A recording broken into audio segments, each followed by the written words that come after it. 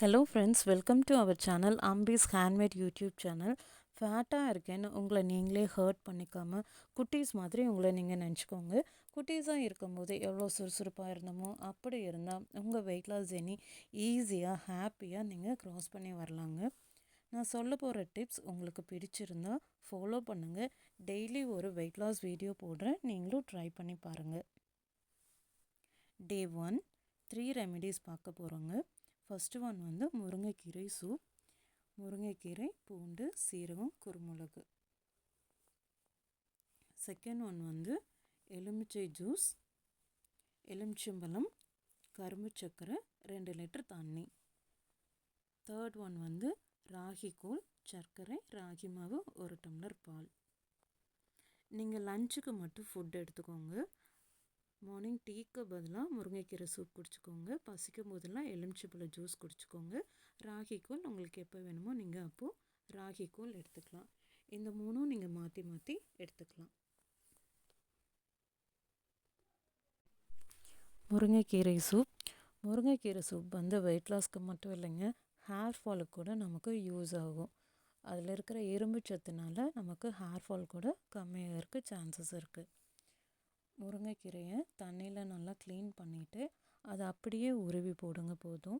அதுக்கப்புறம் stove on பண்ணிவிட்டு ஒரு பாத்திரம் வச்சு தண்ணி ஊற்றி கொஞ்சம் மஞ்சத்தூள் போட்டு கொதிக்க விடுங்க.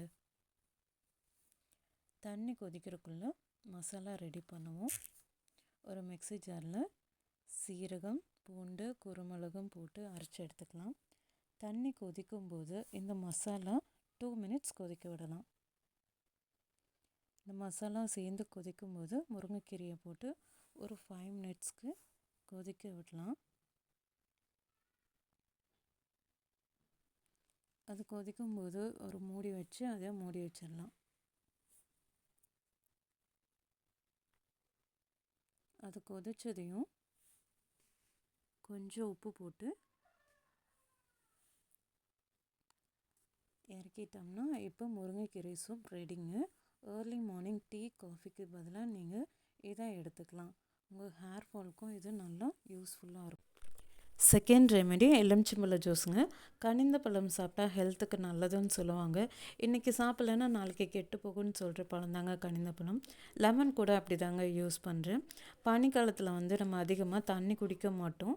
நான் மோஸ்ட்லி தண்ணி அதிகம் குடிக்க மாட்டேன்.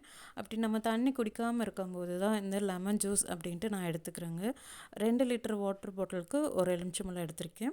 உங்களுக்கு எலுமிச்சம்பழம் பிடிக்கலன்னா நீங்கள் சாத்துக்குடி எடுத்துக்கலாம்.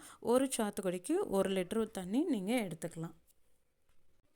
இது ஜூஸ் இல்லைங்க, ஜூஸ் மாதிரி. கார்த்திக் சார் மூவியில் வர மாதிரி சுரேஷ்க்கு நான் சொல்லுவார், கட்டல் இல்லை கட்டல் மாதிரி, அந்த மாதிரி தாங்க இதுவும்.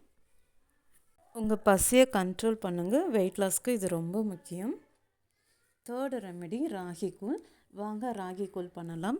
ஸ்டவ் ஆன் பண்ணிவிட்டு பாத்திரம் எடுத்து பால் காய்ச்சிட்டு அதில் ராகி மாவு உருண்டை சேராமல் நல்லா கலக்கி விட்டு பால் கொதிக்கும்போது கலக்கி வச்ச ராகி மாவு போட்டு ராகி கூழ் ரெடி பண்ணலாம்.